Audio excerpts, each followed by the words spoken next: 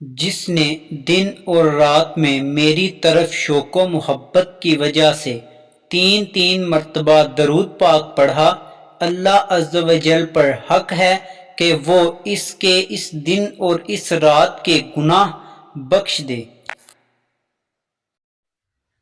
تمہارا درود مجھ تک پہنچتا ہے، فرمان مصطفیٰ صلی اللہ علیہ وسلم، تم جہاں بھی ہو مجھ پر درود پڑھو کہ تمہارا درود مجھ تک پہنچتا ہے۔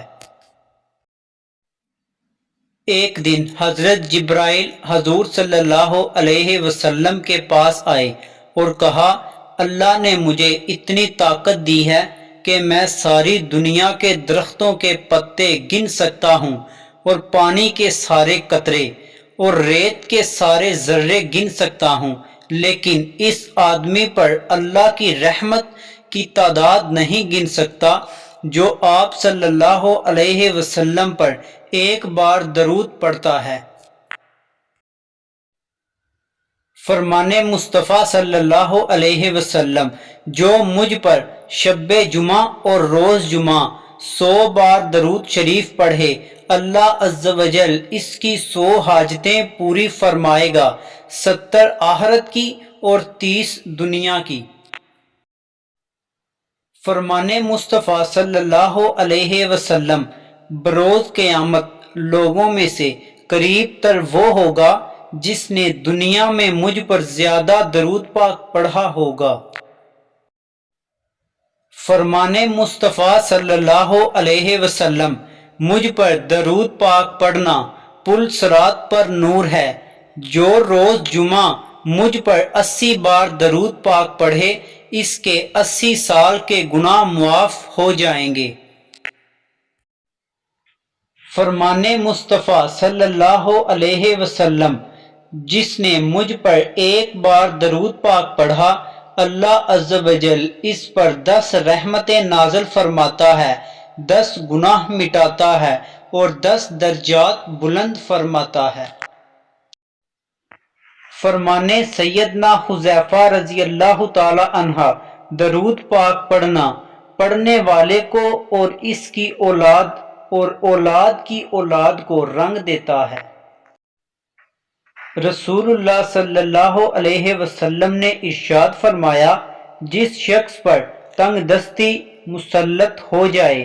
وہ مجھ پر کثرت سے درود پاک پڑھے، اس لیے کہ درود شریف تنگ دستی کو ختم کر کے کثرت رزق اور حاجات کو پورا کرنے کا باعث ہے۔ درود پاک کی خوشبو، جس مجلس میں بھی حبیب خدا صلی اللہ علیہ وسلم پر درود پاک پڑھا جائے، اس مجلس سے ایک پاکیزہ خوشبو اٹھتی ہے جو آسمان کی بلندیوں تک جاتی ہے۔ اس خوشبو کو محسوس کر کے آسمان کے فرشتے کہتے ہیں، یہ کسی ایسی مجلس سے خوشبو آئی ہے جس میں حبیب خدا صلی اللہ علیہ وسلم پر درود پاک پڑھا گیا ہے۔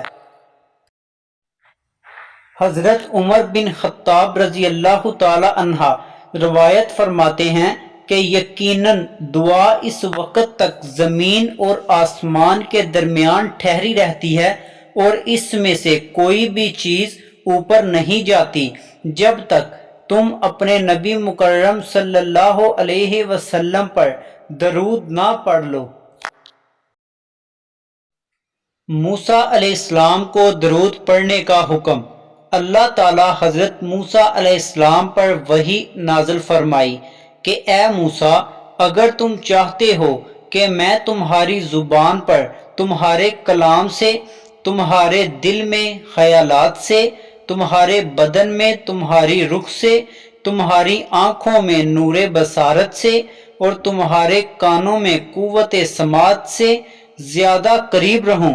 تو پھر محمد صلی اللہ علیہ وسلم پر کثرت سے درود بھیجو۔